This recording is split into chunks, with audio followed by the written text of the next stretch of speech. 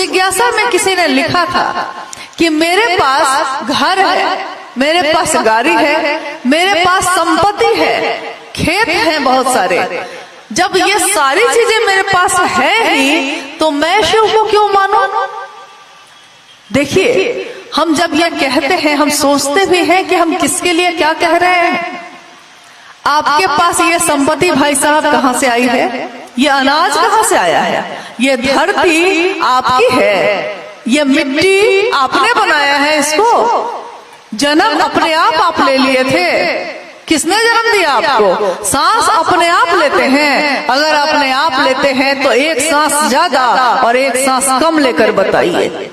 अगर आप ही का शरीर है ये, तो अपने खून में जो बीपी कभी हाई कभी लो होता है ना, उसको सामान्य करके बताइए। आप ही का दिल और आपका दिमाग है ना, अगले पल में किसको प्यार करेगा और किससे दुश्मनी सोच लेगा आप भी नहीं जानते। आपका दिमाग अगले पल क्या सोचेगा आप नहीं जानते। आप साहब ने कहा ना कि सांस आती है सांस जाती है, सांस आती है सांस जाती है, सांस नहीं आए तब? ये सोचा है कभी? जिसने ये दुनिया दी, जिसने ये जन्म दिया, जिसने इस दुनिया में रहने के लिए ये घर बनाया। आप घर बनाते हैं ईंट और पत्थर का, शिव ने घर बनाया प्रकृति का। शिव ने घर बनाया और उसके फर्श के जगह पे बिछा दिया मिट्टी, धरती। माँ कहते हैं हम उसको, माँ जो अपने बच्चे को पोसती है, पालती है, इसीलिए धरती को हम कहते हैं माँ। शिव के 5 तत्वों में ये धरती हमें पोषित करती है। ये धरती ना हो तब, ये हवा नहीं हो तब, ये अग्नि नहीं हो तो खाना कहाँ बनाने वाले हैं आप? ये हवा नहीं हो तो सांस कैसे लेने वाले हैं हम? और ये आकाश नहीं हो तो ये शब्द कहाँ गूंजेंगे? ये 5 तत्वों के अंदर ये धरती, ये 5 तत्वों से बना हमारा ये शरीर और ये 3 गुणों से बांधा हुआ ये शरीर उस शिव को प्रणाम भी नहीं कर पा रहा है। साहब ने यही तो कहा कि शिव की दक्षिणा क्या होगी, गुरु की दक्षिणा क्या होगी। आज शिव गुरु है, उस शिव को गुरु दक्षिणा हम क्या देंगे? क्योंकि उन्होंने सब कुछ दिया है, हमारे पास है ही क्या हम देंगे। लेकिन साहब ने कहा कि कृतज्ञता, एहसान मानना, शिव आपने दिया ही दिया है, हम कृतज्ञ हैं, हम झुकते हैं आपके सामने, हम मानते हैं कि आपका दिया हुआ सब कुछ है, लेकिन हम भी तो आपके हैं, तो हम आपके हैं। अभी मंडल सर जब अपनी बात आपसे कह रहे थे, उन्होंने एक पंक्ति का प्रयोग किया।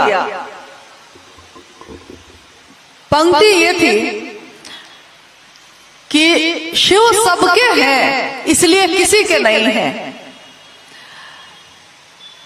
शिव सबके हैं, ये साहब हमेशा कहा करते, इस बात को कहते हैं वो कि शिव सार्वजनिक है।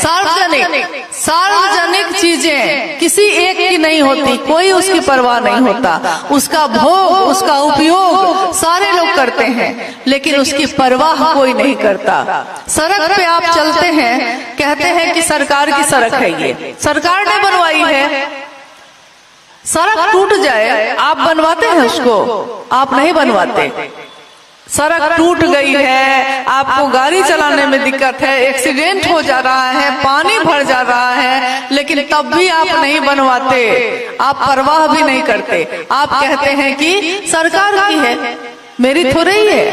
और मेरा घर अगर मिट्टी का हो और उस मिट्टी के घर में भी अगर थोड़ा सा गड्ढा हो जाए तो हम रात में ही उस गड्ढे को भरेंगे, उसी समय। मेरा है वो मेरा है। साहब ने कहा कि सोच बदलो तो नजारे बदल जाते हैं, देखने की दृष्टि बदल दो तो ये सब नजारे बदल जाते हैं। तो उन्होंने कहा कि बस देखने की दृष्टि बदलिए, वो शिव मेरा है। ठीक है, वो सबका होगा, लेकिन मेरा है कि नहीं, ये सबसे बड़ी बात होती है। एक बार रांची की घटना है, साहब चर्चा स्थल पे जा रहे थे लोगों से मिलने।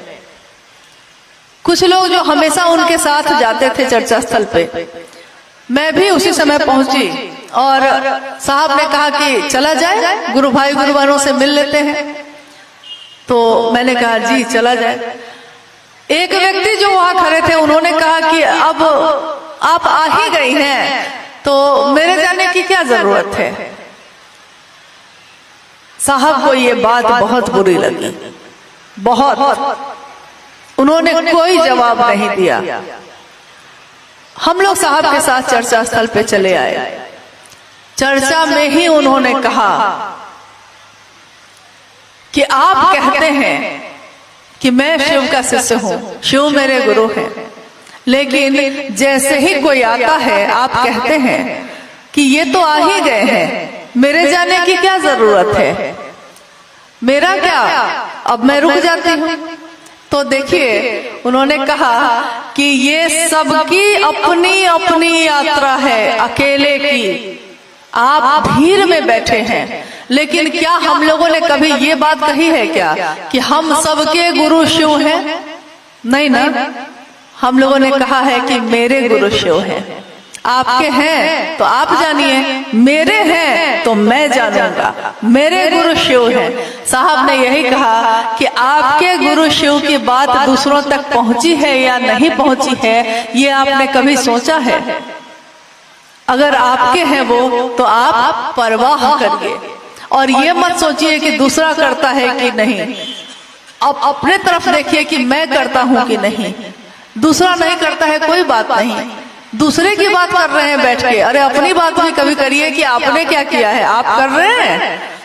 इसीलिए उन्होंने कहा कि स्वयं भी शिव के शिष्य बनिए और दूसरे को भी प्रेरित करिए, यानी ये दोनों तरफ से होगा।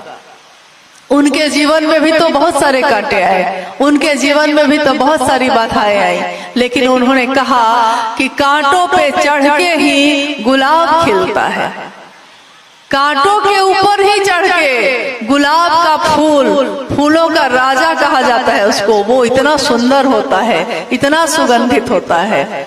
दुनिया गुलाब के फूल को देखती है, गुलाब के फूल की सुगंध लेती है, कांटों को तो कोई देखता भी नहीं। साहब ने कहा कि कांटे तो चुभन पैदा करते हैं, चुभते हैं, फूल नहीं चुभता। कीचड़ में कमल खिलता है। सारे लोग किसको देखते हैं, कीचड़ को या कमल को? तो दुनिया अगर कीचड़ भी है, दुनिया अगर कांटों का रास्ता है, तो इस रास्ते में शिव की शिष्यता के फूल खिले हैं। दीदी नीलम गीत गाती हैं, दिल के तारों को छेड़ जाती हैं। यूं शिष्यों के फूल यहाँ खिलते हैं, यूं दया गुरु की रंग लाती है, दया गुरु की रंग लाती है। शिष्यों के फूल यहाँ खिलते हैं, खिल रहे हैं, खिलते रहेंगे आने वाले मन मनवंतरों तक। ये विधा, ये बात चलती रहे। शिव के शिष्यता साहब दीदी का नाम अमर है, अमर रहेगा। अमर बनाने की हम क्या कोशिश करेंगे? लोगों ने जिज्ञासा दीदी है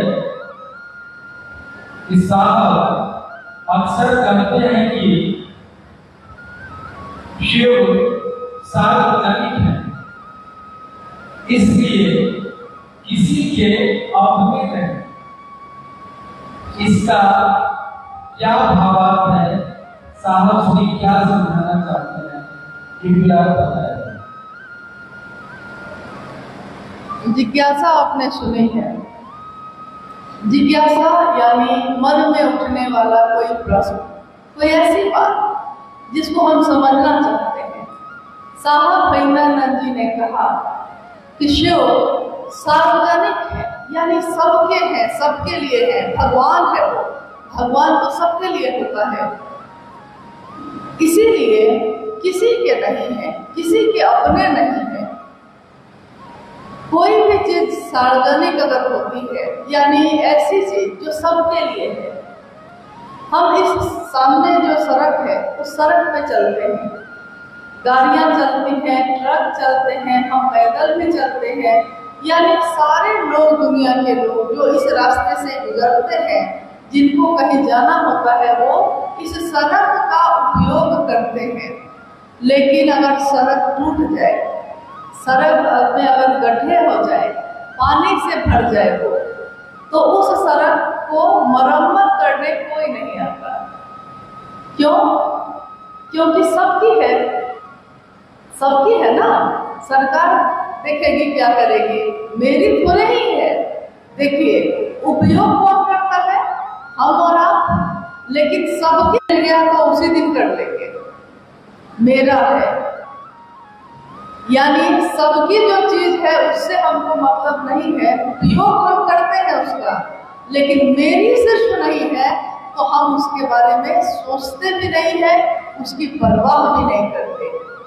भगवान है, वो मंदिर में है और जगहों पे है, तो दुनिया के सब लोग जाते हैं उसमें, सब अपने मनोकामनाओं की पूर्ति करते हैं। मेरे नहीं है, सिर्फ मेरे नहीं है, सबके है। सबके है में मामला ऐसा हो जाता है कभी कभी कि 4 बेटा है अगर और माँ 1 है, तो चारों बेटा यही सोचता है कि सिर्फ मेरी माँ तो रही है, उसकी भी तो है, उसकी भी तो है, उसकी भी तो है। नहीं, लेकिन कोई कोई ऐसा होता है जो सोचता है कि उसकी है कि नहीं है हमको नहीं मालूम, मेरी तो है, तो दूसरे करेंगे या नहीं करेंगे, हम तो करेंगे। मैंने ये सोचा है, मैं तो करूँगा, क्योंकि मेरी माँ ने मुझको पैदा किया है, मुझको जीवन दिया है, चलना सिखाया है। आज माँ मेरी बूढ़ी है तो मैं तो हूँ जिंदा अभी। दूसरे भाई मेरे करेंगे कि नहीं करेंगे, लेकिन हम तो करेंगे। ऐसा आपके जीवन में, समाज में लगातार आप देखते होंगे, हमारे आपके घरों में ऐसा होता है। देखिए, थी तो वो माँ सबकी, लेकिन जिसने अपना समझा है वो परवाह करता है, वो सेवा करता है। और जिसने बेटा होकर भी अपना नहीं समझा, यानी पुत्र का भाव सो गया है। जब सो ही गया है तो उसको क्या मतलब। कभी कभी अखबार उठाइएगा, देखिएगा कि अखबारों में छपे होते हैं कि अमुक गांव में नशे में धुत होकर बेटे ने टांगी उठाई है और अपने बाप के कलेजे को ही चीर दिया है। क्या हुआ ये, क्या हुआ? बाप और बेटे का जो भाव था, जो अपना समझता था, वो घृणा में बदल गया। इतना ज्यादा हो गया, इतना ज्यादा कि उसने प्राण ही ले लिए, खत्म ही कर दिया। तो शिव सबका है, लेकिन जब तक मेरा नहीं होगा हम उसकी परवाह नहीं करते हैं। महादेव की बात हुई कि नहीं, हम हमेशा अपने ही जिले में आप बैठे हैं तो आप में से, हम में से कुछ लोग कहेंगे कि भैया हमको ना उस गांव में जाके भी महादेव का काम बढ़ाना चाहिए। दूसरा कहेगा वहाँ के लोग तो हैं, वो करें, हम लोग क्यों जाए, हम ही जाते रहे हर जगह। लेकिन फिर पहला कहता है कि मान लीजिए वो नहीं करेगा तो वहाँ महादेव का काम नहीं होगा। अगर वहाँ रहने वाला नहीं करेगा तो मेरे महादेव का काम होगा कि नहीं, इसलिए वो करेगा कि नहीं करेगा, हम वहाँ जाके करेंगे। और वो चला जाता है, महादेव की बात करके लौट भी आता है। यानी हम ये नहीं सोचते कि अब महादेव सबका है इसलिए हम परवाह नहीं करेंगे। ये एक ऐसा रिश्ता उन्होंने शिव से हमारा आपका बनाया जो आज तक के इतिहास में कभी नहीं बना था। किसी मानव का साक्षात शिव से ऐसा रिश्ता आज तक नहीं बना था कि वो मेरा है। ये भाव ही नहीं था, ये बात मन में उठी ही नहीं थी कभी कि वो मेरा है। हमेशा लगता था कि महादेव तो बहुत दूर है, महादेव तो कैलाश में बैठने वाले हैं, महादेव में हम पूजा करने जाएंगे तो हमको आता भी है कि नहीं। तो हम पंडित जी को खोजते हैं जो संस्कृत बोल सकते हैं, जो पाठ कर सकते हैं, हम उनको खोजते हैं। देखिए, अपना समझने के लिए एक बार साहब की से जुड़ी हुई एक घटना आपके सामने रखना चाहती हूँ। बेली रोड में साहब के तबादला था उस समय। वहाँ पे एक सरकार का की बिल्डिंग है, विश्वेश्वरैया भवन। ज्वाइंट सेक्रेटरी के पद पे थे साहब कैबिनेट में उस समय। और उससे कुछ ही दूरी पे वो घर था जहाँ साहब के साथ हम लोग सब रहते थे। शाम को जब साहब ऑफिस से आते थे तो फ्रेश होकर चाय वाय पीकर छत बहुत बड़ी थी, छत पे चले जाते थे और शाम में वहीं पे चर्चा होती थी। प्रतिदिन का ये नियम था कि शाम में वहाँ चर्चा होती थी। उस समय दुर्गा पूजा का समय शुरू होने वाला था। कलश स्थापना जो हम लोग करते हैं, दुर्गा पूजा शुरू होने वाली थी अगले दिन। तो साहब ने कहा कि आप लोगों में से कोई कलश स्थापना भी करता है क्या? अगर करता है तो भाई आप लोग चले जाइए, तैयारी करनी होगी कल की। तो गुरु भाइयों ने कहा कि नहीं हम लोग नहीं करते हैं। किसी एक ने कहा कि पंडित जी आएंगे ना, वो कर लेंगे। साहब ने कोई जवाब नहीं दिया। जब चर्चा खत्म हुई, लोग जाने लगे। पहली बार साहब महिमानंद जी ने अपने बगल में बैठे गुरु भाई को कहा कि उठो और मेरी तरफ से सबको प्रणाम कर दो। सामान्य शिष्टाचार भी है कि हम जब किसी से मिलते हैं या किसी के पास से जाने लगते हैं तो हम भी उसको प्रणाम करते हैं, वो भी हमको करता है, यानी एक दूसरे को करते हैं। और आप में से शरीर में रहते हुए साहब महिमानंद जी से कितने लोग मिल पाए हैं? आप में से कितने लोग उनसे शरीर में मिल पाए हैं? अच्छा, तब तो मतलब लगभग सारे लोग मिल चुके हैं। तो आपने देखा होगा कि आपके प्रणाम करने से पहले ही साहब खुद प्रणाम करते थे। ये बात तो सच है, क्योंकि आपने अपनी आंखों से देखा है। ये जो लोग आएंगे उन्होंने अपनी आंखों से नहीं देखा है, सुनेंगे वो, ये दास्तां सुनेंगे कि कौन आया था। जिनको हम लोगों ने देखा, जिनको हम लोगों ने सुना, उनके बारे में लोग सुनेंगे, लेकिन हम लोगों ने देखा है उनको। तो वो लोगों को पहले प्रणाम। साहब नाराज हो गए क्या? साहब प्रणाम नहीं कर रहे हैं, हम लोग के प्रणाम का जवाब भी नहीं दे रहे हैं। तो साहब ने कहा नहीं कोई गलती नहीं। तो जी क्या हुआ? लोग खड़े हो गए। साहब ने कहा बुरा लगा, खराब लगा, मैंने प्रणाम नहीं किया तो बुरा लगा ना। और आप भगवती का आवाहन करते हैं, अपने घर में बुलाते हैं भगवती को, उनकी स्थापना। आपको जैसे आता था आप खुद प्रणाम करते, लेकिन आपने अपनी माँ को बुलाया और खुद बाहर घूमने लगे। किसी ऐसे को बैठा दिया है प्रणाम करने जिसके मन में पता नहीं भाव होगा भी कि नहीं। तो आप महादेव को और भगवती का रोज अपमान करते हैं और मैंने एक दिन प्रणाम नहीं किया आपको तो बुरा लगा आपको। देखिए वो घटना मतलब कितने साल हो गए होंगे, 2006-7 की बात है, कितने साल हो गए, लेकिन आज भी लगता है कि अभी अभी सामने घटित हुआ है। क्योंकि उन्होंने अपने आचरण से सिखा दिया हम लोगों को कि अगर आप किसी को बुलाते हैं तो आपको जो आता है, जैसा आता है, आप खुद करिए। क्योंकि आपने अपनी माँ को बुलाया है, आपने अपने पिता को बुलाया है, आपने अपने गुरु से बात की है, आपने अपने ईश्वर से बात किया। आज तक हम लोग को ये समझ आई थी हम लोग को कि हमको खुद करना चाहिए जैसे आए। यहाँ तक उन्होंने कहा, कुछ लोगों ने कहा कि नमः शिवाय भी नहीं बोल पाते हैं लोग।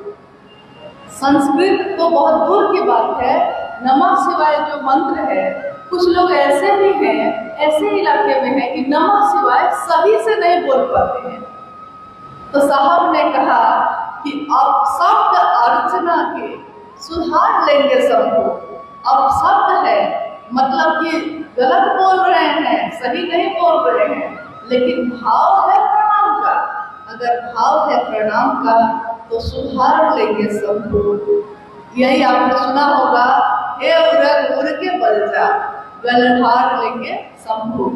ऐसा तुम जहाँ करते हो, टेढ़ा चलते हो, लेकिन तब भी अगर तुम झुककर सीने के बल उस महादेव के पास जाते हो तो वो महादेव आपको अपने गले में धारण करते हैं।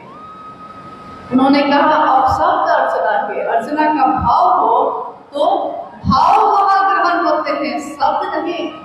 तो देखिए, आज तक तो हम लोग सोचते थे कि मंत्र का जप अगर सही नहीं हुआ तो सारा मामला गड़बड़ा जाएगा, लेकिन साहब ने कहा कि ये भी अगर नहीं करने आता है तब भी आपका प्रणाम वहाँ स्वीकार होगा। आपके हृदय की मुंडी वहाँ चढ़ती है।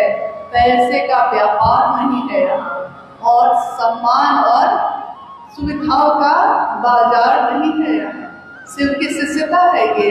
अच्छा मिल गया तब भी, खराब मिला तब भी, सड़क बढ़िया है तब भी, सड़क गड्ढों से भरी है तब भी, मन मिजाज बना हुआ है तो हम उस रास्ते को तय कर लेते हैं।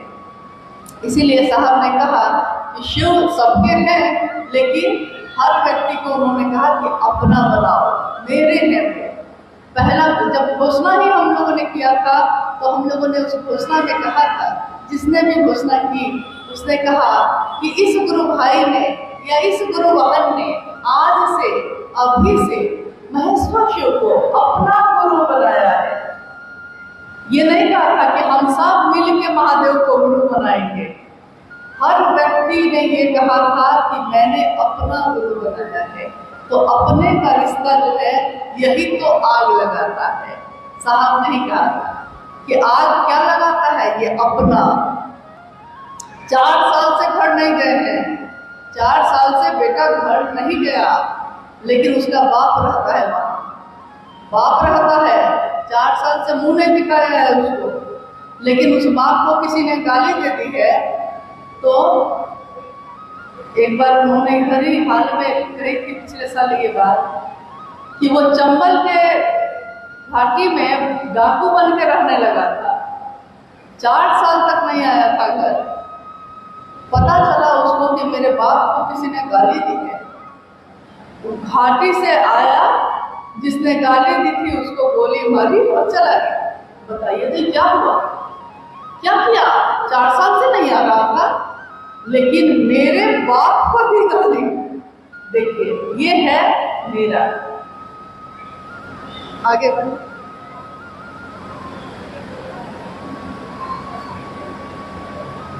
कहने की ऐसा है, साहब श्री के द्वारा लिखी गई पुस्तक जो आध्यात्मिक जगत का महाग्रंथ है, आओ चले शिव की ओर। कह रहे हैं गुरु भाई गुरु हम सामूहिक से जैसा है कि साहब की पुस्तक में 230 पेज है टोटल, लेकिन इक्का दुक्का लोगों के द्वारा पूरी पुस्तक पढ़कर नहीं समझाने का प्रयास किया जाता है। दिग्भ्रमित करने के लिए हमेशा 202 नंबर पेज का पहला पारा और 204 नंबर पेज का दूसरा पारा पढ़कर सुना दिया जाता है। आओ चले शिव की ओर पुस्तक का, जो यह बात समझ में नहीं आ रही है, कृपया समझाने का प्रयास किया जाए। दीदी से हम सबको गाली दे रहे हैं, तो इसके लिए पहले जिज्ञासा आप लोगों ने समझ ली है। जिज्ञासा समझी है? नहीं समझे। जिज्ञासा ये आई है कि आओ चले शिव की ओर जो पुस्तक है, वो पूरी पुस्तक जो है 230 पन्ने की है। जो भाई सोमेंद्र जी कह रहे हैं 230 पन्ने की वो किताब है। लेकिन इक्का दुक्का लोग क्षेत्रों में पूरी किताब को पढ़ा के नहीं समझा रहे हैं लोगों को। वो सिर्फ 202 नंबर जो पेज है या 204 नंबर पेज है, सिर्फ उसके 4-5 पंक्तियों को पढ़ के सुना रहे हैं। और किस लिए सुना रहे हैं? मतलब इसका उद्देश्य होगा ना कुछ सुनाने के पीछे।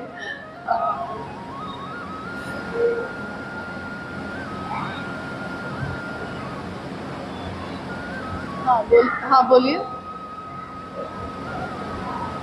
तो संयोग से 10 आने के बाद पुस्तक की व्यवस्था की गई है। मैं साहब जी की पंक्तियों को पढ़ रहा हूँ जो एक हृदय की आवाज है, ये सीधे पुस्तक नहीं है। और अनुरोध है आपसे कि आप हम सबको उनके इस भाव। अच्छा, हम आपको थोड़ा सा रोक रहे हैं। मैंने पूछा है कि अगर वो 202 या 204 पेज के कुछ पंक्तियों को अगर पढ़ के सुना रहे हैं तो सुनाकर समझा क्या रहे हैं, ये तो यही लोग बताएंगे। सुना के समझा क्या रहे हैं, तभी तो उत्तर दिया जा सकता है। इसमें उन्होंने लिखा है कि वह बात समझ में ठीक से नहीं आ रही है, लग रहा है कि समझाने वाला व्यक्ति खाने की मिलावट कर रहा है और सही से नहीं समझा रहा है। तो मैं उन पंक्तियों को पढ़ता हूँ जो साहब ने लिखा है। पहला पारा 202 नंबर पे आओ चले शिव की। हमको नहीं है, हम तो अपना घर भर छोड़ के आए हैं, हमको नहीं है दिक्कत। लेकिन आपको समझने के लिए समय है ना। समय होने के बाद भी, सामने बैठने के बाद भी अगर आपका मन इन बातों पे नहीं होगा तो हम लोग कितना भी समझा देंगे नहीं समझ पाइएगा। क्योंकि जब ये किताब लिखी गई थी, साहब ने कहा था कि जो दिल से पढ़ेगा वो सब समझ जाएगा, लेकिन जो दिमाग से पढ़ेगा उसको कुछ समझ में नहीं आएगा। तो हाँ, ये भी ठीक कहा सोमेंद्र जी ने कि हम लोग क्यों नहीं उन पंक्तियों को पढ़ के जो साहब से हम लोगों ने समझा उसको आप लोगों तक पहुंचाने का ये प्रयास करें। और मेरा विश्वास है, मुझको याद है कि उसमें क्या लिखा है, अभी वो पढ़ के सुनाएंगे। उससे पहले एक बात आपको कहना चाहती हूँ कि जैसे आपने सुना होगा कि कोई एक ही शब्द लेकिन उसके 2 अर्थ होते हैं। ऐसे बहुत सारे शब्द हैं ना, आप लोग को भी पता होगा, ऐसे बहुत सारे शब्द होते हैं। जैसे भोग मतलब हाँ, सुबह हम लोग के चाचा जी यही रहते हैं, उन्होंने कहा कि ईश्वर को जब भोग हम लोग लगाते हैं तो हम कहते हैं ईश्वर को भोग लगाना है। लेकिन जब आदमी के बारे में बात कहते हैं कि वो भोगी आदमी है, तो भोगी कहने के पीछे बहुत गिरावट वाली बात समझी जाती है। शब्द तो एक ही है, शब्द एक ही है, लेकिन उसके अर्थ अलग अलग हैं। बोलने वाला किस तरह से बोलता है, इस पे उसका मतलब निकल जाता है उस पे। तो ठीक है, चलिए हम लोग सबको एक थोड़ा सा पढ़ ही लेते हैं आज। क्या बहुत दिन से ही मामला चल रहा है, तो आइए आज हम सब अपने मन को साहब के उस वाणी पे ले जाते हैं जो उन्होंने पूरी पुस्तक में लिखा है। लेकिन क्योंकि मामला बार बार उसी पन्ने पे आके अटक रहा है, तो पहले उसी मामले को ठीक कर दिया जाए और आप मन से समझने की कोशिश करिएगा। हाँ, उस पंक्ति को सुनाइए। साहब लिखते हैं कि जगत गुरु शिव की दया से शिष्यों में जो प्रभाव दिखता है वह जगत को समाहित करता है। मैंने पाया कि ऐसे शिव शिष्य या शिष्याएं एक क्षेत्र विशेष में अपना सिक्का जमाते हैं जिसमें बाहरी शिव शिष्यों का प्रवेश उन्हें अनुचित प्रतीत होता है। अच्छा, शिव भाव से किया हुआ कोई भी काम हम लोग जब करते हैं उसमें पूरा जगत समाहित होता है, मतलब कि पूरा जगत उसमें समेटा जा सकता है हर उस काम को। और उसकी अगली पंक्ति है कि किसी एक शिव शिष्य द्वारा मैंने पाया कि आपको पुस्तक ही देना पड़ेगा। जगत गुरु शिव की दया से शिष्यों में जो प्रभाव दिखता है वह जगत को समाहित करता है। हाँ, ये तो स्पष्ट है कि उनकी दया से शिष्यों में जो दिखता है वो लक्षण गुण आपके मेरे जो भी है वो सारे समाज को, सारे दुनिया को समाहित करता है, मिलाता है।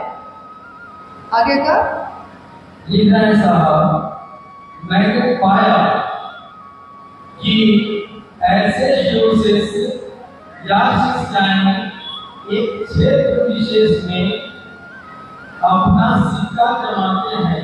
हाँ, अब देखिए अगली पंक्ति उन्होंने लिखी है कि मैंने पाया है। ये कौन लिख रहे हैं? ये किसने लिखा है? नहीं मालूम आप लोग को? हाँ, ये साहब हैदराबाद जी ने लिखा है कि मैंने पाया है कि कोई शिव शिष्य या शिष्या कोई इक्का दुक्का कोई किसी क्षेत्र विशेष में अपना सिक्का चलाना चाहते हैं। मतलब एक समय में पहले राजा महाराजा जब हुआ करते थे तो जिस राजा का राज्य होता था कि ये राज्य मेरा है, उस राज्य में उसके द्वारा सिक्का निकाला जाता था। यही सिक्का चलेगा क्योंकि उसमें उस राजा की तस्वीर बनी होती थी। तो साहब लिखते हैं कि कुछ इक्का दुक्का शिष्य या शिष्याएं ऐसी हैं जो इक्का दुक्का ज्यादातर लोग बहुत अच्छे मन से करते हैं, लेकिन वहाँ पे एक न एक दो न दो ऐसे लोग होंगे जो पूरे ये में एरिया में मेरा सिक्का चले, मुझको लोग जाने, साहब की तरफ से मैं ही नियुक्त हो गया हूँ, ऐसी बातें कह के लोगों को बड़ा प्रभावित करते हैं।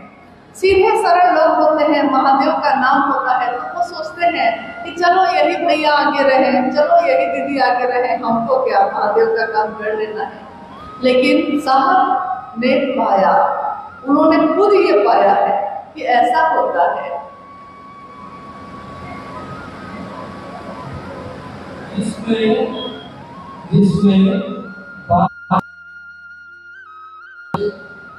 अनुचित प्रतीत होता है। हाँ, जिसमें बाहरी शिव शिष्यों का प्रवेश उनको अनुचित लगता है। अच्छा, हम लोगों के बीच आप लोग भी इतने लोग हैं, कोई गुरु भाई गुरु बहन अगर कहीं से आता है और कहता है कि मेरे, क्योंकि साहब हैदराबाद जी को तो खुशी होती है इससे कि उनके गुरु के काम में हम सब मिलजुल के काम मदद करते हैं तो वो खुश होते हैं। लेकिन अगर किसी को ये लगने लगता है कि मेरे जिला में वो क्यों आया, मेरे क्षेत्र में वो क्यों आया बिना हमसे, लेकिन मतलब अनुचित लग रहा है, मतलब मेरे एरिया में आया कैसे, ये बात तो ठीक नहीं है, ये बात तो सही नहीं है। यह शिव शिष्यता नहीं है, यह शिव शिष्यता नहीं है, अपितु शिव शिष्यता का छद्म मुखौटा है। यह अनुचित लगना शिव शिष्यता नहीं है। हाँ, छद्म मुखौटा है, मतलब बोल रहे हैं कि गुरु भाई हैं, गुरु बहन है, लेकिन कोई गुरु की बात लेकर आता है तो आपको बुरा लग रहा है, यानी आपने ऊपर से एक मुखौटा लगा लिया है कि हम बहुत अच्छे गुरु भाई हैं, बहुत अच्छे गुरु बन रहे हैं, लेकिन जैसे ही कोई आता है आप घबरा जाते हैं। ऐसा हम लोगों ने कथाओं में सुना था। पहले बचपन में बहुत सारी कहानियां सुनते थे हम लोग, तो नानी बुआ ये लोग जो कहानी सुनाती थी उसमें वो सुनाती थी कि जैसे ही कोई साधु तपस्या में बैठता था तो इंद्र भगवान जो स्वर्ग के राजा हैं उनकी गद्दी हिलने लगती थी।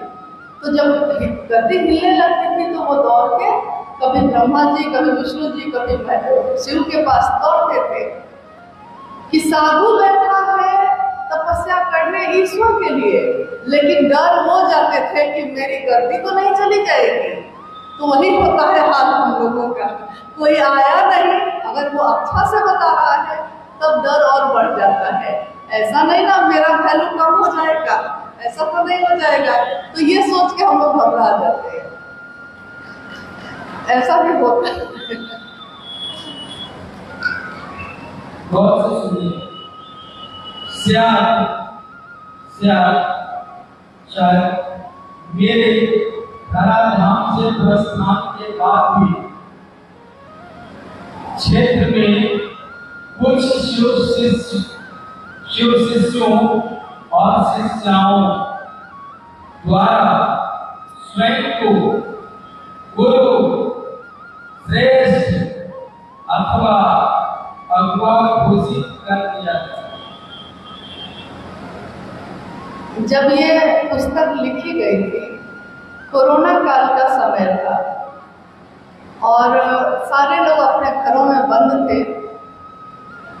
साहब ने कहा कि कुछ काम किया जाए, तो क्या किया जाए, तो चलो जितनी बातें मैंने कही हैं उसको एक पुस्तक का रूप दिया जाए, क्योंकि साहब ने कहा कि साहित्य कभी मरता नहीं है।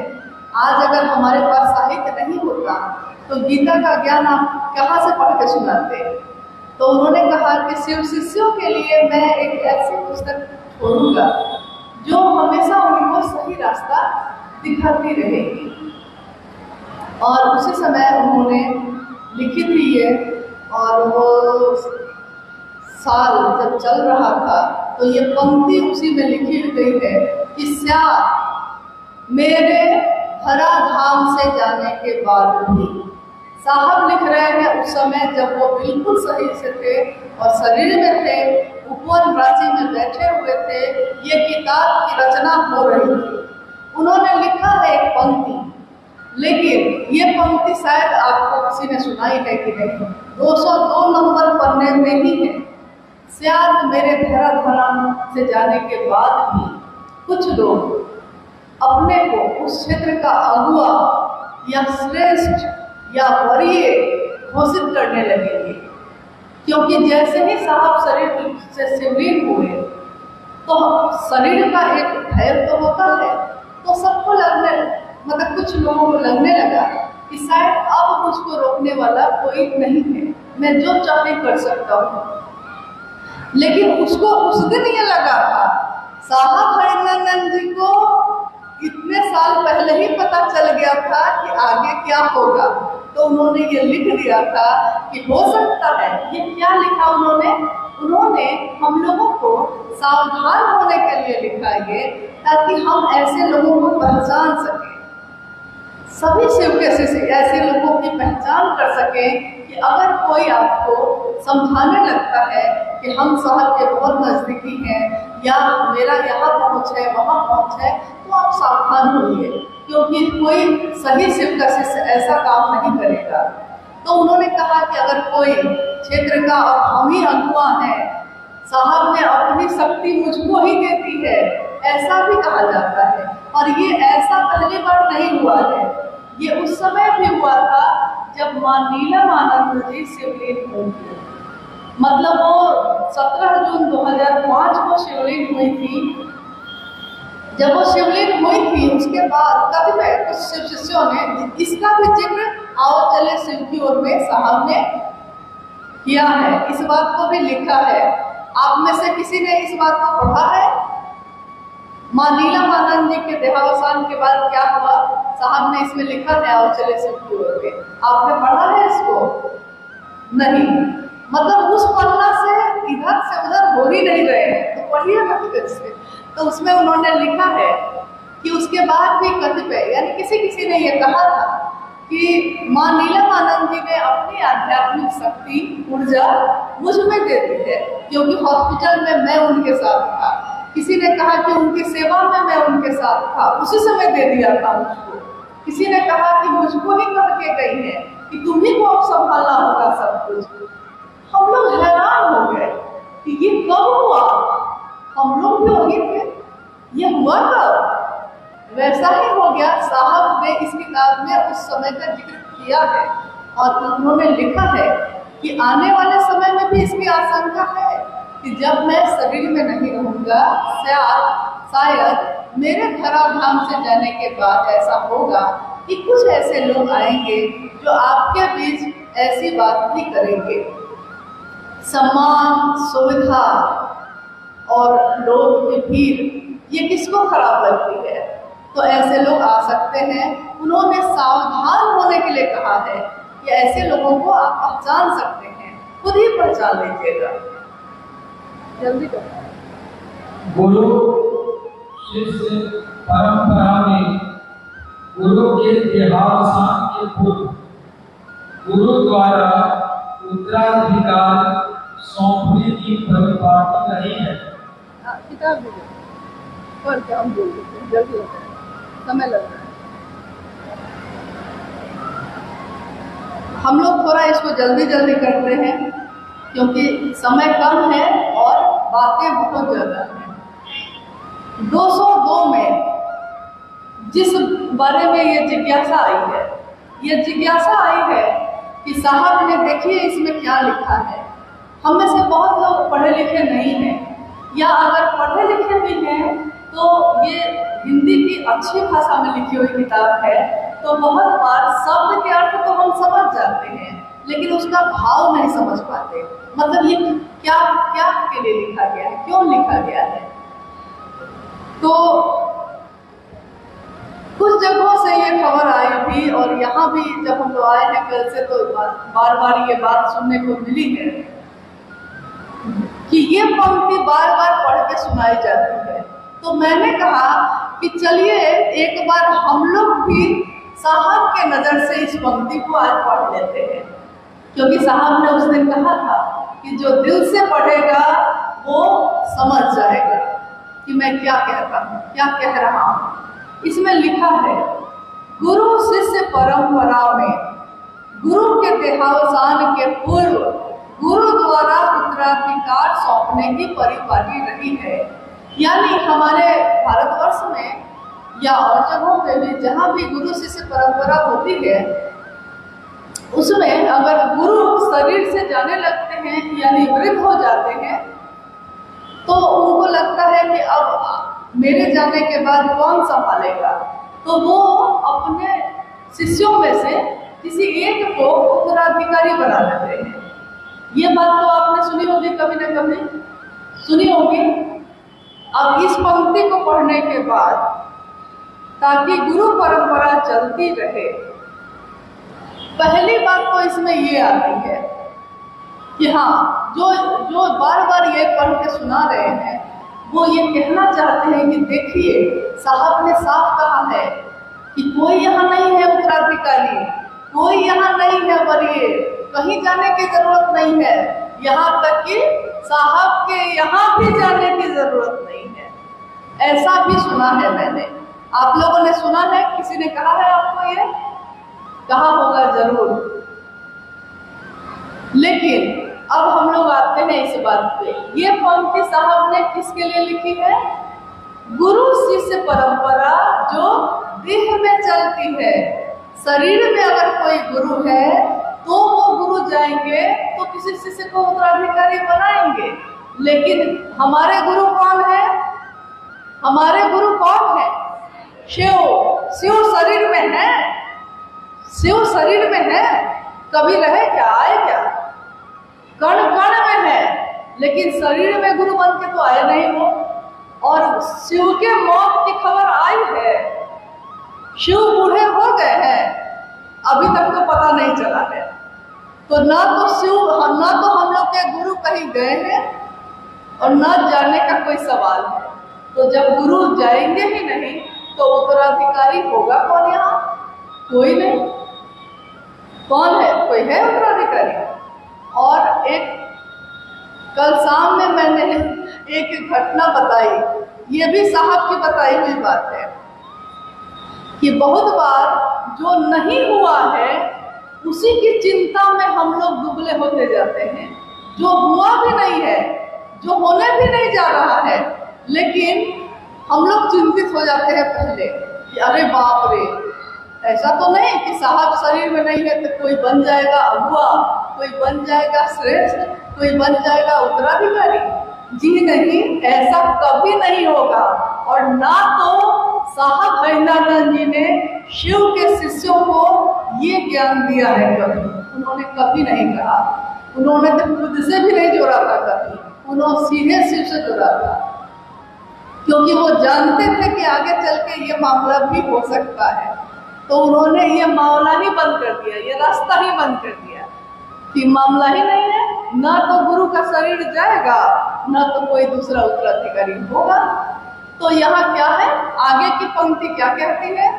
आगे की पंक्ति कहती है कि शिष्य को गुरु जैसा आचरण करने का कोई अधिकार नहीं होता।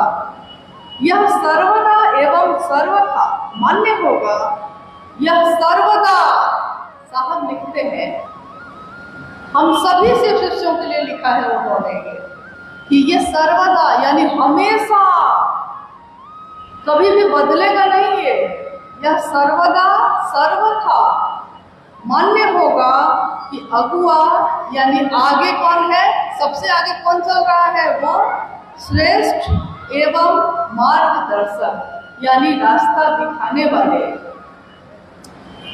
मार्गदर्शक शिव गुरु ही रहेंगे। अरे भाई, साहब ने साफ लिखा है ये, तो आप क्यों घबरा रहे हैं भाई? तो मैंने एक घटना सुनी थी, ये भी घटना मुझको साहब ने ही सुनाई थी। उन्होंने कहा कि एक बार एक धोबी अपने गधा को लेकर नदी के किनारे खड़ा था। पानी के जहाज से, बहुत बड़ा मतलब जहाज था, जैसे बड़ी बड़ी नदियों में तो बड़े जहाज चलते हैं ना, तो वो धोबी जो है अपने गधा को लेके खड़ा है। पानी के जहाज से बहुत सारा रुई पूरा दूर से ही दिख रहा है कि बंडल का बंडल रुई है, उस जहाज पे लद के आ रहा है, नदी में आ ही रहा है। धोबी खड़ा है और गधा भी उसका खड़ा है। धोबी कहता है कि अब जब ये रुई आ जाएगी सब, तो इसको धुनवाना पड़ेगा सबको, ठीक करना पड़ेगा। तब तक वो जब बगल में देखता है तो उसका गधा जो था वो बेहोश होके गिर गया, उसका गधा बेहोश होके गिर गया। धोबी ने कहा कि अरे ये बेहोश क्यों हो गया भाई? बेचारे को पानी वानी छीट के। साहब ने कहा कि उस समय जानवर और आदमी बात करता था। तो उन्होंने कहा कि धोबी ने पूछा अपने गधे से कि अरे भाई तुम बेहोश क्यों हो गए? तो गधे ने कहा कि मालिक, हमको आप जो दिखाए जहाज, उसमें तो बहुत रुई है और सब रुई हम ही को लाद के ले जाना पड़ेगा, हम तो देख के ही डर के मारे बेहोश हो गए। धोबी ने अपना सिर पीट दिया। उसने कहा कि मैंने ये कब कहा कि तुमको ढोना होगा? मैंने कब कहा? यही है हाल हम लोग का। साहब ने कहा बहुत अच्छे मन से सभी शिव शिष्यों को सावधान किया, कहा कि ऐसा ना हो कि कभी उलझन में पड़ जाइएगा, ऐसा ना हो कोई आपको भ्रमित कर दे, इसलिए सावधान रहिएगा, अपनी आंखों से पहचानिएगा, अपने दिमाग से सोचिएगा। उन्होंने कहा कि कोई ऐसा नहीं होगा, क्योंकि गुरु कौन है? शिव है। अगुआ कौन है? शिव है। मार्गदर्शक कौन है? शिव है। उन्होंने कहा शिव ही हमारे गुरु हैं, शिव ही हमारे गंतव्य हैं और शिव ही हमारी गति है। सब कुछ क्या है? तो शिव है। आगे उन्होंने लिखा है कि शेष सभी क्या होंगे? तो शेष सभी शिव से गुरु भाई और गुरु बहन होंगे। तो हम सब क्या हैं? हम सब क्या है? यहाँ तक कि हम अपने साहब को भी क्या कहते हैं? गुरु भाई है हमारे वो, वरेण्य गुरु भ्राता है वो, यही कहते हैं ना कि कुछ और कहते हैं? भाई है हमारे। बड़े इसलिए कहते हैं कि उन्होंने ही बताया, उन्होंने ही ये रास्ता दिखाया। तो बड़ा अगर कोई है तो एक वही है, बाकी सब शिव शिष्य उनके साथ चलते हैं। जो गुरु भाई गुरु बहन है, साहब ने लिखा है आगे बहुत ही अच्छे मन से, बहुत ही आशीर्वाद के साथ कि यह भी सुनिश्चित करना होगा कि आपसी सौहार्दता मधुरता के साथ अनुशासन भी जगत के लिए अनुकरणीय है। आपसी सौहार्दता मतलब अगर हम लोग को आपस में बहुत गिला शिकवा है तो भूल जाइए इसको, क्योंकि अगर महादेव के पास जाकर भी नहीं भूल पाए तो दुनिया में और कहीं चैन नहीं मिलेगा। गिले शिकवे एक तरफ, अरे होली जैसे पर्व में हम लोग कहते हैं कि होली के दिन क्या होता है कि दिल मिल जाते हैं, दिल मिल जाते हैं। गिले शिकवे भूल के दोस्तों दुश्मन भी गले मिल जाते हैं। होली में ऐसा हो सकता है तो शिव शिष्टता में ऐसा क्यों नहीं हो सकता है कि गिले शिकवे भूल कर क्यों नहीं हम लोग गले मिल सकते हैं, क्यों नहीं एक साथ चल सकते हैं अपने साहब के साथ, अपने शिव की ओर। इस किताब में अभी जितनी लाइन मैंने पढ़ के आपको सुनाई उसमें कोई भी ऐसी बात है जो नकारात्मक हो, लेकिन अगर कोई आपको ये पढ़ के सुनाता है। अब है 204। 204 में साहब ने लिखा है कि संभवतः, इसमें भी वही बात है, संभवतः भविष्य में इक्का दुक्का शिवशिष्य एवं शिष्याओं द्वारा क्षेत्र विशेष में स्वयं को स्वयंभू या क्षेत्राधिकारी अथवा उत्तराधिकारी की भूमिका में प्रस्तुत किया जाए।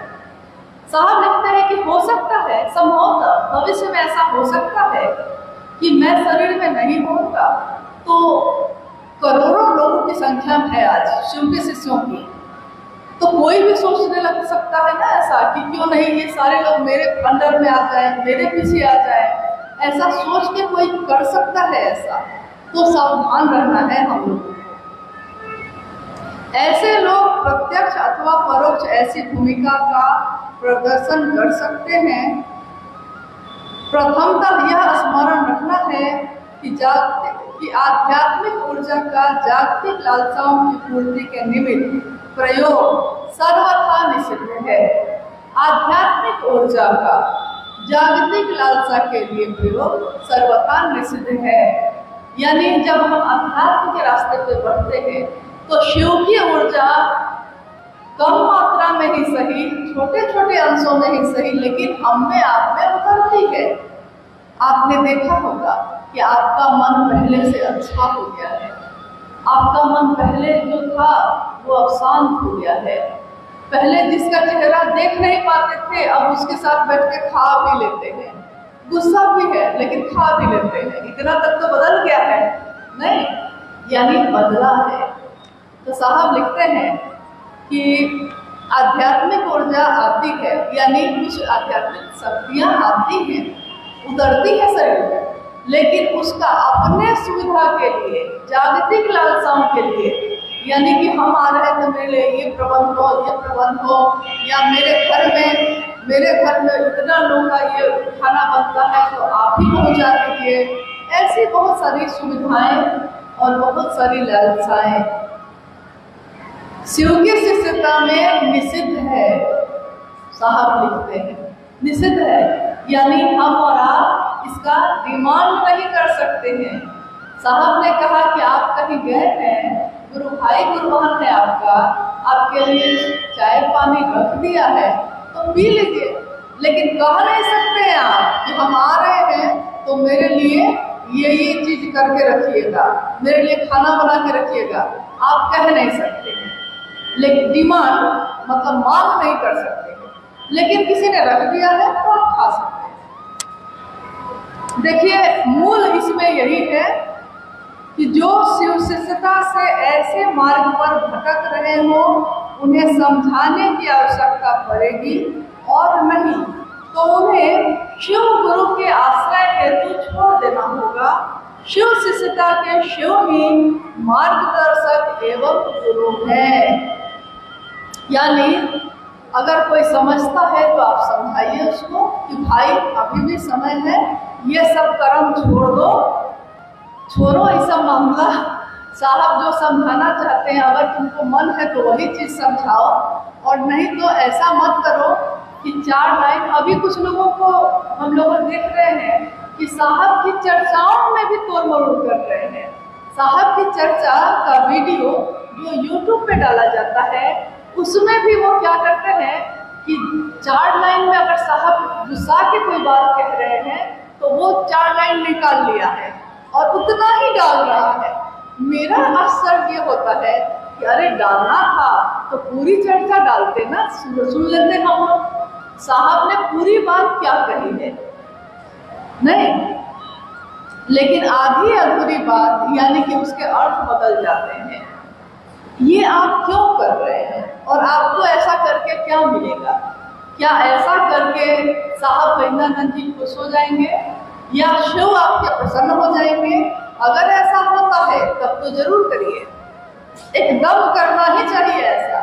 लेकिन अगर ऐसा नहीं होता है तो जो कम से कम शिव भाव में है उन लोगों को तो चलने दीजिए, क्योंकि साहब ने तो ये भी बार बार कहा है कि अगर आपके मनसा से, आपके वचन से, आपके कर्म से कोई शिव की तरफ चलने से रुक जाता है या ठहर जाता है तो ये एक ऐसा आध्यात्मिक अपराध है जिसकी सजा इतनी ज्यादा है कि शिव भी उसको क्षमा नहीं करते हैं, महादेव भी क्षमा नहीं करेंगे, क्योंकि रोक दिया महादेव की तरफ चलने से।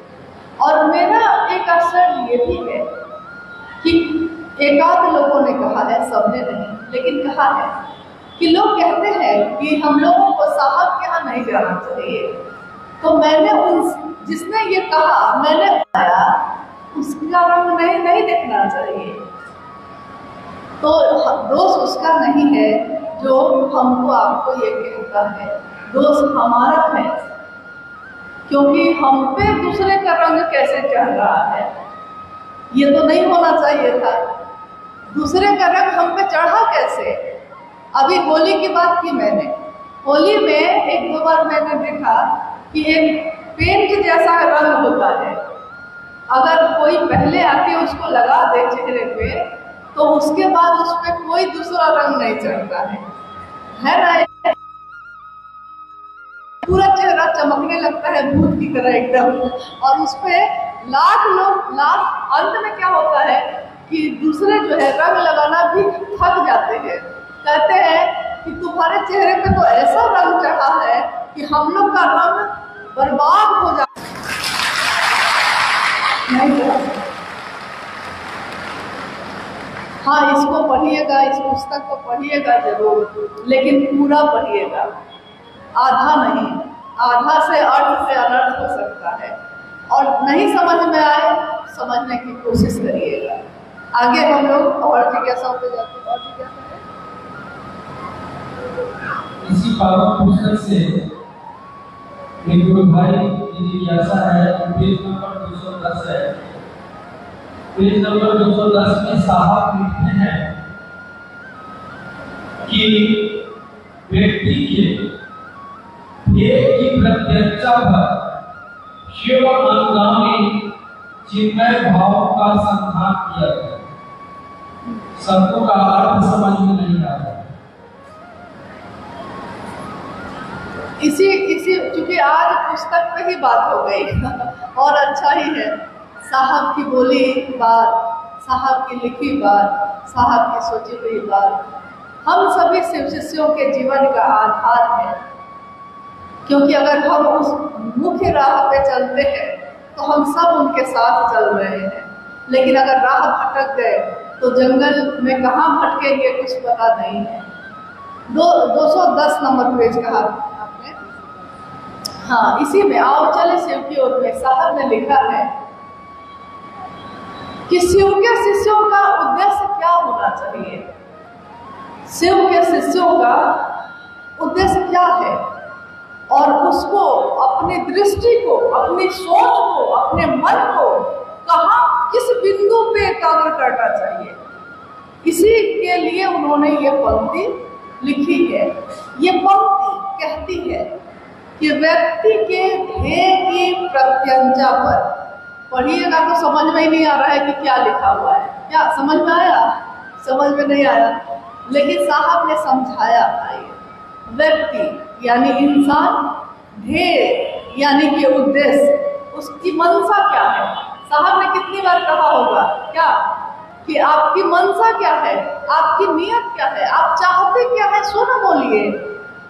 साहब ऐसे ही पूछते थे कि अरे आप चाहते क्या है, सो ना बोलिए। तो सामने वाला कहता था जी हम चाहते हैं कि आप मेरे यहाँ भोजन कर लीजिए। उससे पहले वो कहता रहता था कि उधर से ही आप जाने वाले हैं, हम वहाँ रहते हैं। तो साहब पूछते थे कि अरे तुम चाहते क्या हो, तब वो सीधे मुद्दा पे आ जाता था कि हम चाहते हैं कि आप वहाँ रुक के मेरे यहाँ भोजन कर लीजिए। तो साहब ने कहा सीधे सीधे यही बात न कह देते। यानी मुख्य बिंदु क्या है आपकी चाहत का। शिव को हम लोगों ने गुरु बनाया है, हम शिष्य बने हैं।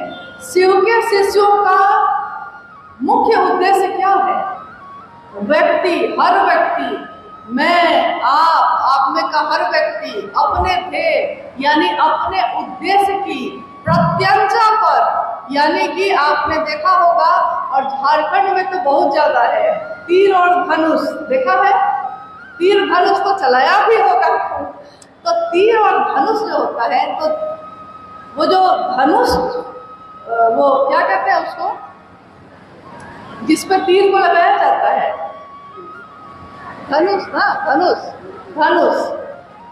हाँ, तो वो जो धनुष होता है ऐसे, जो नहीं सुना है कभी कि राम और रावण वाली कहानी जब पढ़ते हैं तो दशरथ के यहाँ शिव का धनुष था, तो राम ने उठाया और उस धनुष को तोड़ दिया। सुना है ना आपने? वही धनुष जो है कि डोरी जब हम लोग खींचते हैं और उस पर तीर चलाते हैं, तीर लगाते हैं। और मैंने देखा है झारखंड में कुछ जगह पे बच्ची लोग जो है, बच्ची जो बहुत ही गरीब हालत में है, लेकिन तीरंदाजी इतना अचूक करती है कि एकदम जो पैर का बिंदु है सीधे तीर उसी पे जाके लगता है।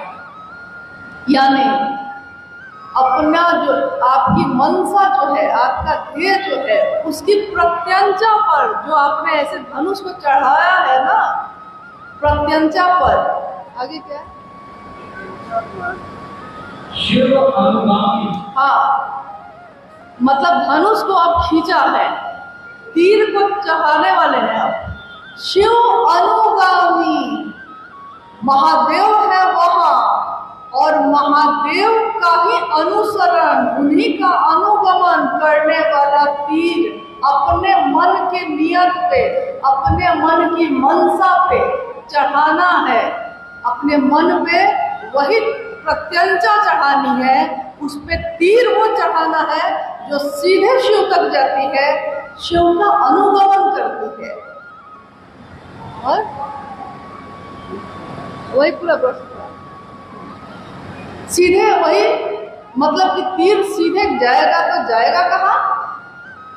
सीधे शिव तक जाता है। साहब ने इस पंक्ति में यही लिखा है, और उन्होंने ये भी लिखा है उसी पन्ने पे जहाँ से ये बोला गया है कि मैं शिव का शिष्य हरिंद्रानंद। उन्होंने अपने बारे में लिखा है उसमें कि मेरा मन अपने गुरु शिव से साष्टांग, यानी कि साष्टांग होता है कि नहीं, एक होता है हाथ जोड़ के प्रणाम करते हैं किसी को, एक होता है पांव छूकर ऐसे प्रणाम करते हैं, और एक होता है कि पूरा लेट जाते हैं, शरीर को ही लिटा देते हैं, पूरा साष्टांग प्रणाम एकदम, मतलब पूरा समर्पण, पूर्ण समर्पण के साथ प्रणाम। साहब लिखते हैं कि मेरा अपने गुरु शिव से साष्टांग ये प्रार्थना करता हूँ। कौन कर रहा है?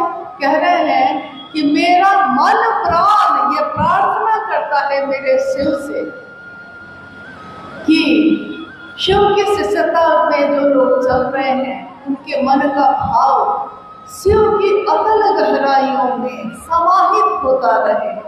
मतलब ऐसा तल जिसमें नीचे नहीं है तल, अतल।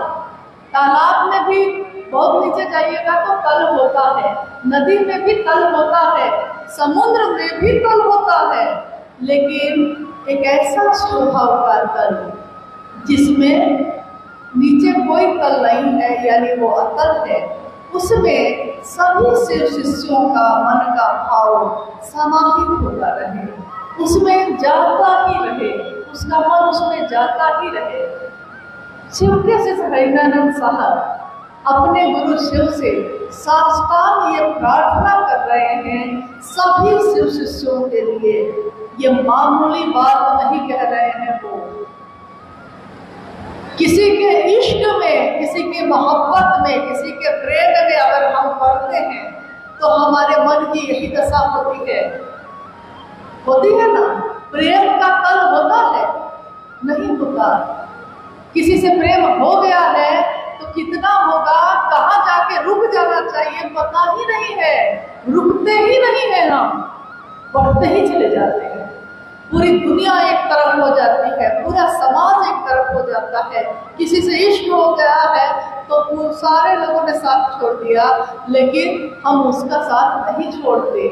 यहाँ तक कि उसके लिए क्या क्या करते चले जाते हैं पता ही नहीं है, अतल गहराइयों में चले जाते हैं। तो जब एक इंसान के प्रेम में ऐसा होता है तो सोचिए शिव के प्रेम में, शिव भाव में हम किस प्रभाव में, किस अतल गहराई में जाएंगे। और अगर बच्चे को ये पता होता है कि जो मेरा पिता मुझको हवा में उछाल रहा है, वही मैं जब हवा में उछाल कर उसको गिरूंगा नीचे तो वही मुझको पकड़ने वाला है, अगर ये पता हो उसको तो उसको कैसा भय है।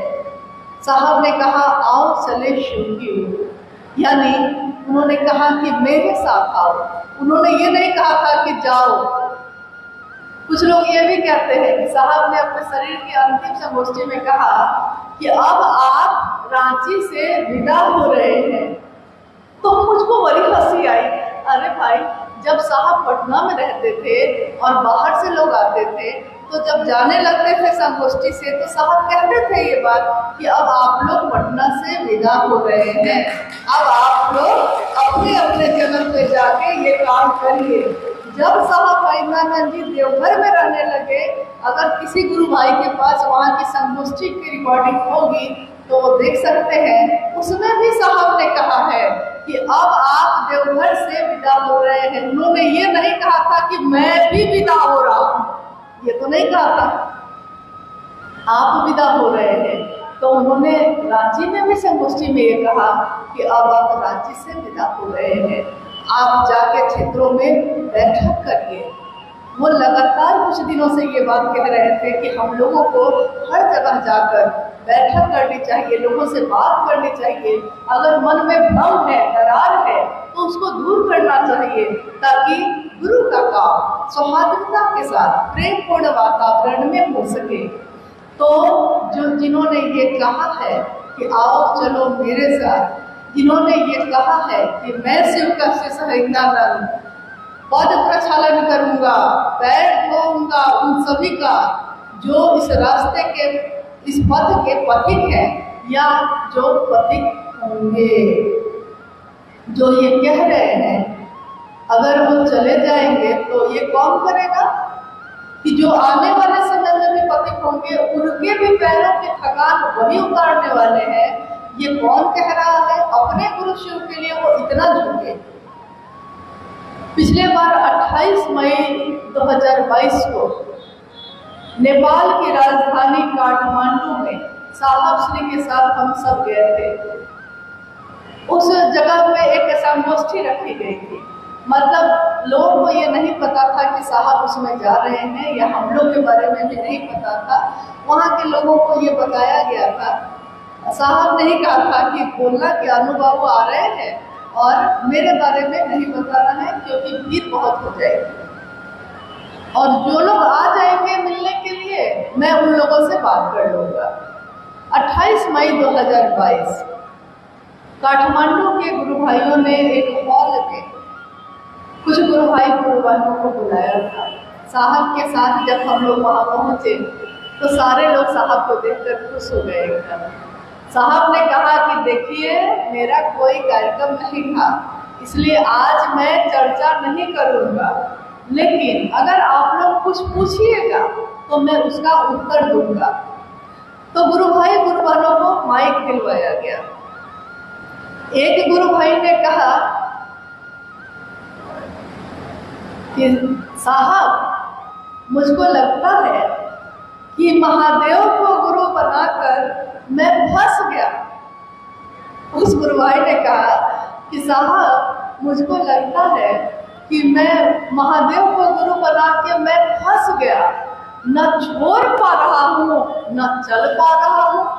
साहब ने कहा यार तुम क्या फंसा है जो मैं फंसा हूँ, मैं तो ऐसा फंसा हूँ कि मुझको किसी ने धक्का ही दे दिया है। हाँ, उसके बाद एक गुरु भाई और खड़े हुए, उन्होंने कहा कि साहब आप हम लोगों को छोड़ दिए हैं, नेपाल के लोगों को छोड़ दिए हैं। साहब ने कहा कि अच्छा ये बताओ अगर मैं छोड़ देता तो मैं तमिलनाडु चला जाता, मैं केरल चला जाता, लेकिन मैं तो और तुम्हारे पास आ गया हूँ, तो मैंने छोड़ कैसे दिया है। और साहब ने उस दिन ये कहा कि मेरे गुरु शिव ने मुझको आदेश दिया है कि दुनिया के लोगों को शिव की तरफ भेजने का काम है मेरा। तो जब तक दुनिया के लोग शिव की तरफ जाते रहेंगे मुझको तो लौटने का आदेश ही नहीं है, मैं तो यही रहूंगा।